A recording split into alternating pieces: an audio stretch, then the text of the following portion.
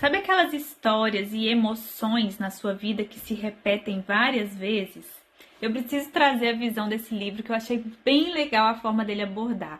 E ele chama de reatuação. E traz um exemplo da natureza que deixa isso muito mais claro e eu vou explicar aqui. Vamos para um exemplo no reino animal. Sabe essas filmagens que mostra filhotes de leão sendo atingido por um predador? Em uma dessas filmagens mostra dois filhotes de leão, irmãos, sendo perseguidos por um predador. E depois que eles conseguem fugir desse predador, eles começam a brincar entre eles, forjando um ataque. Como se eles começassem a encenar aquilo que eles viveram, a luta, a fuga, o ataque um com o outro, de uma forma de processar tudo aquilo que foi vivido e treinar novas soluções. Ou seja, eles fizeram uma reatuação do que foi vivido. Durante aquela brincadeira, eles liberam o medo e a tensão que foi vivida. E dessa forma, eles têm uma recuperação emocional. Alguns animais tremem também para eliminar aquela energia. O problema de nós humanos é que a gente vai para o racional. A gente não simplesmente libera aquela energia do trauma, reatuando de uma forma leve ou tremendo e liberando apenas. A gente traz para a mente e fica, mas aquele predador, se ele me pegar de novo, e aí, o que vai acontecer? Mas eu tenho que me defender, ou eu tenho que atacar ele, eu tenho que matar ele. E você não sai dessa parte mental que vira um redemoinho e você começa a mergulhar nesse trauma, você não libera esse trauma. E como que o inconsciente faz para você poder liberar esse trauma? Para você reatuar e poder processar essa questão emocional.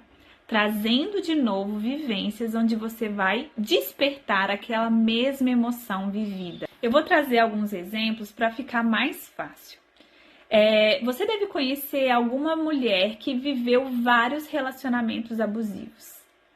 É como se ela atraísse mais relacionamentos abusivos na vida dela para ela reatuar aquele trauma. E aí, enfim, conseguir sair. Mas para ela conseguir sair, ela precisa mudar a forma de lidar com aquilo tudo. E se ela não muda, aquela reatuação continua. Outro exemplo é alguém que foi abandonado na infância, atrair relacionamentos que geram abandono. E esse abandono se torna recorrente, mesmo que não seja intencional. E esse comportamento pode levar a ciclos de rejeição e desconfiança que imitam o trauma original. Isso pode acontecer também em nível financeiro. Uma pessoa que quebrou financeiramente, se sentiu desprotegida na escassez em vários momentos. E essa reatuação continua para que ela aprenda a processar o primeiro trauma.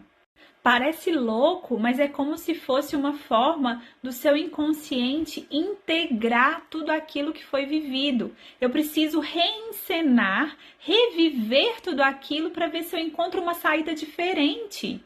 É muito louco, mas isso acontece o tempo todo. Inclusive, nesse livro tem um exemplo sistêmico, ou seja, familiar, de um trauma que viveu o avô, o pai e a filha.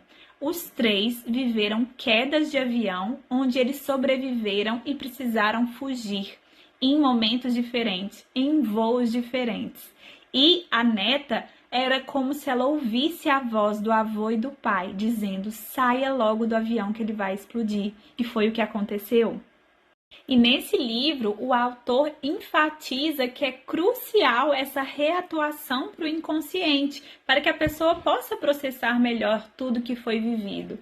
A diferença é que no processo terapêutico você não reatua na vida, vivendo aquele trauma novamente.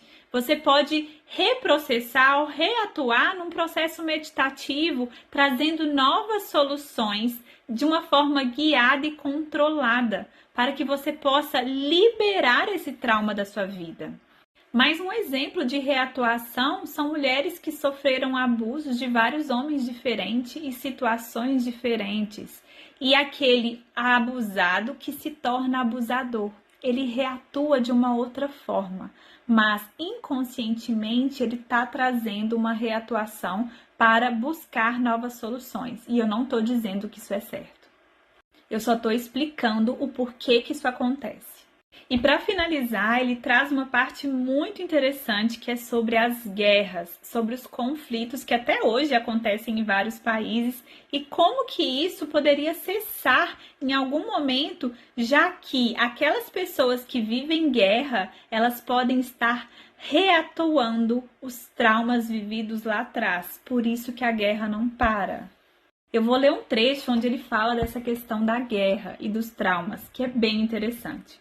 Ele fala assim: não devemos esquecer que o trauma foi reconhecido pela primeira vez nos sintomas assustadores manifestados por alguns soldados que voltaram do combate. Quando não temos consciência do seu impacto sobre nós, o trauma cria um impulso compulsivo para a reatuação. Ou seja, essa reatuação acontece de forma compulsiva, você querendo ou não. E ele conclui essa parte dizendo assim: a paz duradoura entre os povos em guerra não pode ser efetivada sem que, primeiro, sejam curados os traumas do terrorismo, da violência e do horror em massa. Ou seja, essas pessoas precisam trazer para a consciência que elas estão reatuando traumas vividos por elas na infância ou vivido por antepassados e tratar esse trauma, trazer para a consciência e liberar esse trauma. Ou vão viver eternas reatuações.